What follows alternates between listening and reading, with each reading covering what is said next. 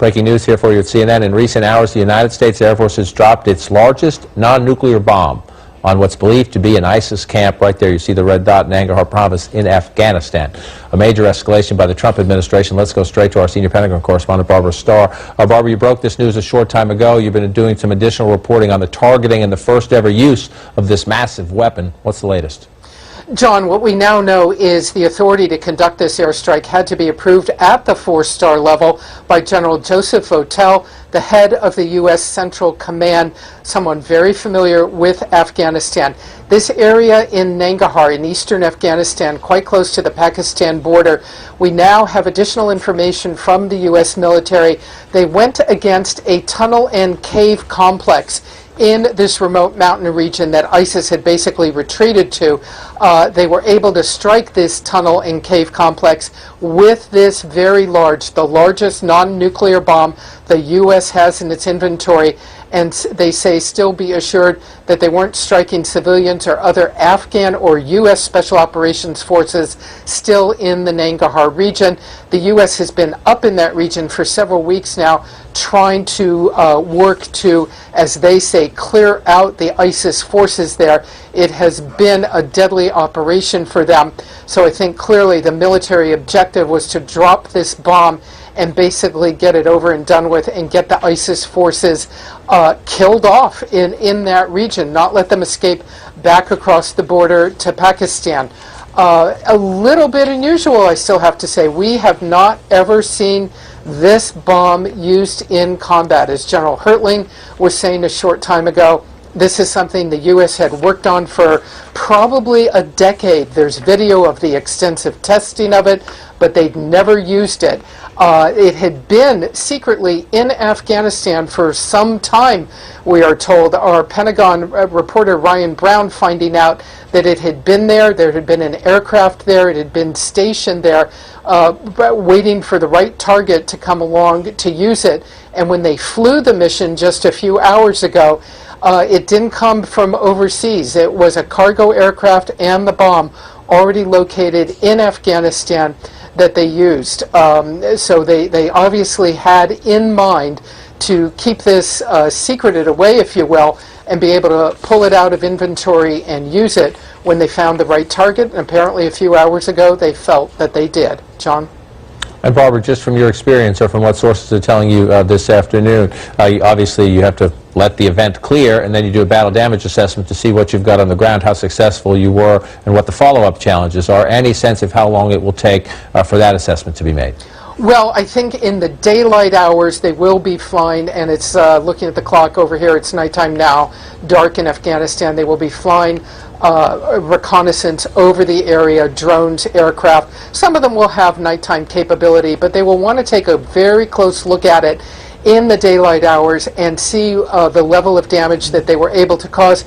I think for two reasons, John. One, to absolutely see that the target is destroyed and that they were able to destroy it.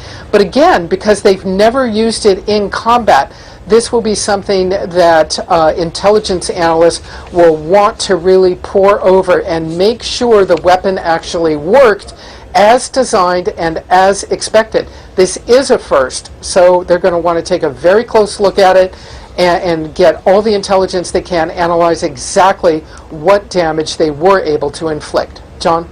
An important point. Barbara, thank you for the fabulous reporting. We'll get back to you as developments more. I want to bring into the conversation our military analyst, retired Air Force Lieutenant Colonel Rick Francona. Colonel, let's pick up on where Barbara just left off. If you're sitting there planning an operation and people are bringing you your options, and you decide to use this, the mother of all bombs, as it's known in shorthand, the largest non-nuclear bomb the United States Air Force has in its arsenal, take us through both the military implications of that, consequences of that, and perhaps the psychological message you're sending at the same time.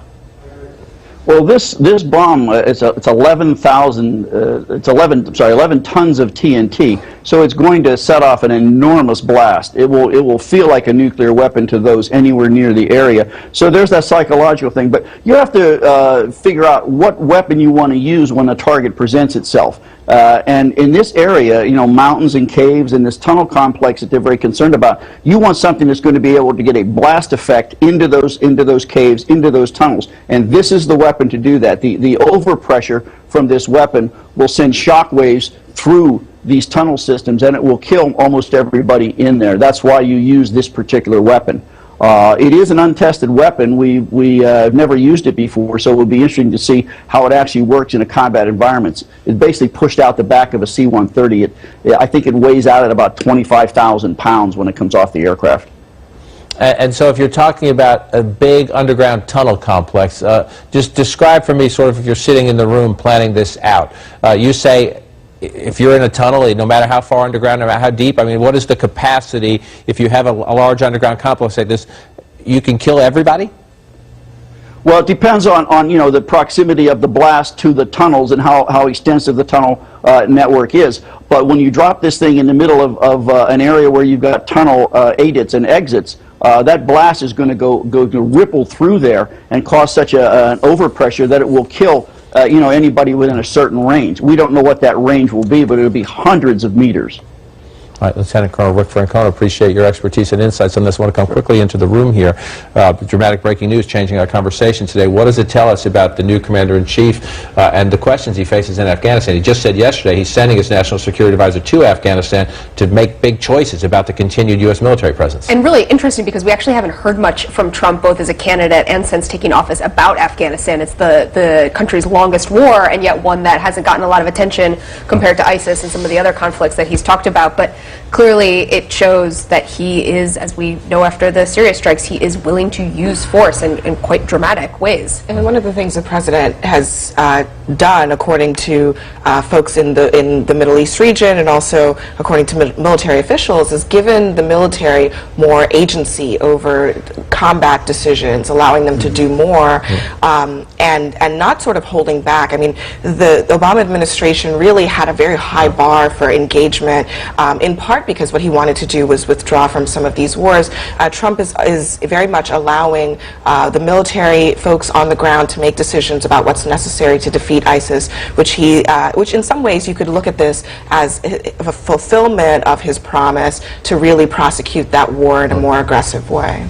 And he has surrounded himself by generals, and there is significant reporting saying he listens to them. It will be fascinating to find out in the coming days the conversations that were held in advance of this, and you know who he was listening to and who was giving him these recommendations. And Jackie pointed out, if there's anything that Trump promised during the campaign that I'm sure all of us can recall at this table, that he was going to bomb the stuff out of ISIS. He didn't use that word. This is not a kind of new occurrence here. This is something he's talked about. His policy views are often incoherent, but he generally does not like land wars and does prefer projecting American power when it comes to folks who are direct threats to this country, and if he can, by again using might from the air or from the sea rather than boots on the ground, and doing it in a very demonstrative way. And clearly that's what's happening today. Clearly that's what's happening today. If you're just joining us, dramatic breaking news: the Pentagon using for the first time its largest non-nuclear bomb dropped on a ISIS camp in Afghanistan. That's it for Inside Politics. Appreciate your time today through this